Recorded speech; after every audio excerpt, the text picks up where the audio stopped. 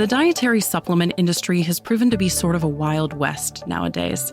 While its global market value is projected to grow to more than $300 billion by 2028, it's left a lot of unhappy consumers in the rise to the top. To increase sales, some businesses make outrageous claims about their products that the FDA is often having to police. For example, in 2022, 7 companies were called out for illegally stating their supplements could treat and prevent heart disease.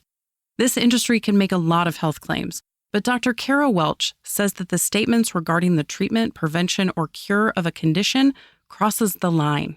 A lot of the claims that we might see on a product label or labeling, we have to review that in-house to determine whether the claim is, again, intended to be for the treatment, prevention, or cure of a disease or health-related condition. And then we would ideally contact them and let them know that, they are making inappropriate claims. But there are a lot of claims that are appropriate for dietary supplements to make. Welch is the director of the FDA's Office of Dietary Supplement Programs in the Center for Food Safety and Applied Nutrition. The broadest category that these companies can make claims about is called the structure of function, which focuses on how a product affects the body's normal function or structure. You're probably familiar with many of them, such as calcium builds strong bones, or fiber promotes regular bowel movements. However, supplement companies don't have to get FDA approval for these statements. As Welch mentioned, the FDA's oversight in this industry is mostly after the product hits the market. This role was established in 1994 when the Federal Food, Drug, and Cosmetic Act was amended. And so before that, dietary supplements were regulated as either foods or drugs, because those were naturally the 2 categories that these types of products would fall into. Now, there's a distinct category for dietary supplements with an explicit definition, thanks to the Dietary Supplement Health and Education Act, also known as DSHEA. The Act established that these products are not drugs and are instead under the umbrella of food. Which means all the foods requirements apply with the specific dietary supplement allowances in some cases and dietary supplement requirements in others. The goal was really to ensure consumer access to products, I would say to safe and lawful, high quality products, sort of balanced with the ability for FDA to take action to protect consumers from unsafe or otherwise unlawful products. So keeping in mind that balance of consumer access with ensuring FDA has the authorities, the majority of our activities come into play after a product comes to market. So there's no systematic way for FDA to know which products are coming onto the market, which ones are on the market today, and maybe which ones have been pulled off the market, reformulated, and then put back on the market. It really requires a lot of constant surveillance from FDA to keep up with the status of the marketplace. The very little pre-market oversight they do have comes into play when new ingredients are introduced. There is the requirement for manufacturers and marketers to submit a pre-market safety-based notification for our review. However, it's just a notification, not an approval. So our response talks about sort of our impressions of the information in the notification, but we don't approve dietary supplements. We don't approve them for safety or efficacy. Instead, that responsibility falls onto the manufacturer and the company who's putting the product out on the market. The majority of products can likely legally go to market without ever telling FDA. So there are a number of requirements. A dietary supplement manufacturer has to register their facility as a food facility. Dietary supplements are a category of foods. And that sort of tells us where the facility is located and the general activities of what they're doing. Are they manufacturing, packaging, labeling, or holding product? There are also labeling requirements called good manufacturing practices that ensure products are consistent and meet quality standards. Welch says that the FDA uses check-ins to confirm that these conditions are being upheld.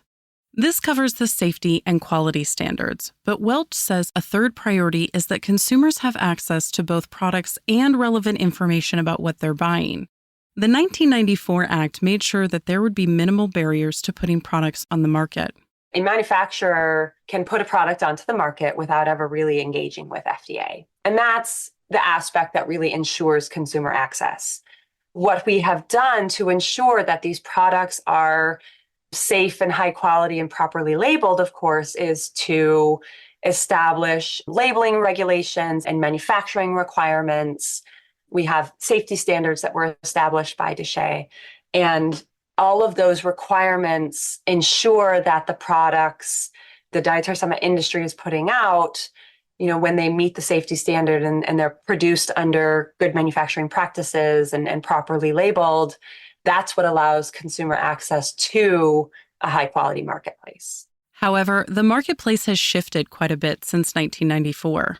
In 1994, we were dealing with a significantly smaller industry, but it was also a more simple industry.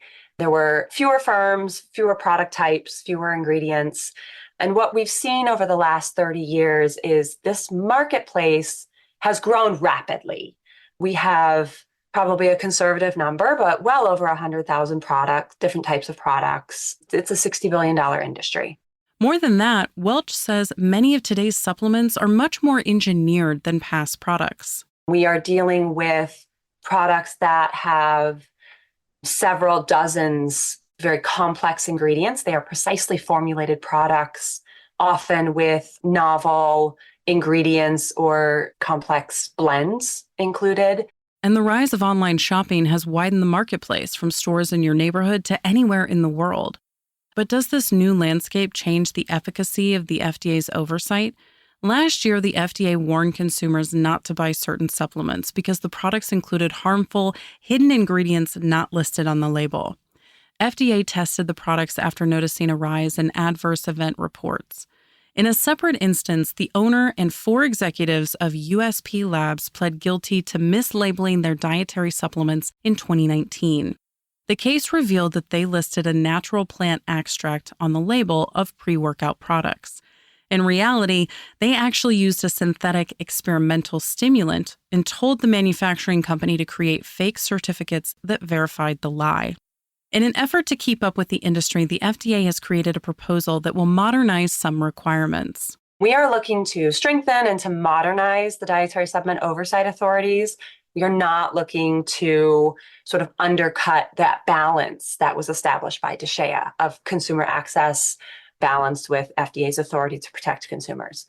So our legislative proposal would be a pre-market aspect, but what we are looking for is merely product listing, where we have requested the authority to establish a product listing or a dietary supplement listing requirement, which would require any dietary supplement brand to basically provide their product information to FDA.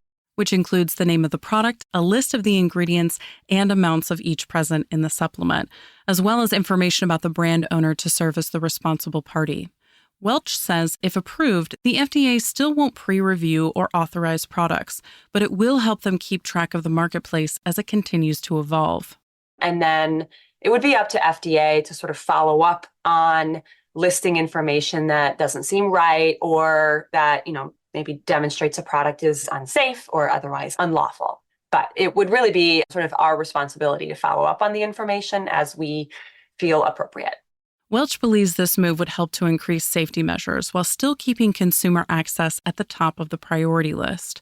However, some people argue that they want these assurances before a product hits the market and is bought by thousands. To this, Welch says consumers are able to take matters into their own hands and work side by side with the FDA's current efforts. It's important to keep in mind that FDA is really just one voice in this discussion. Most of the changes that are being discussed would be legislative changes. So I think it's important to consider that, FDA has a process to propose legislative changes, but so does industry and consumer advocates, healthcare professionals.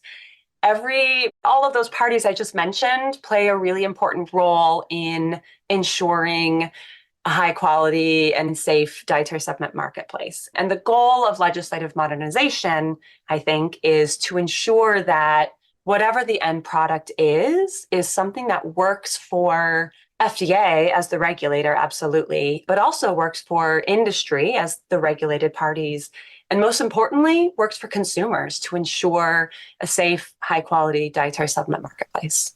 Although it will take time for these modernizations to be approved and implemented, there are tools consumers can use right now that will help steer them towards quality products. Both the FDA and NIH offer information on dietary supplements and ingredients.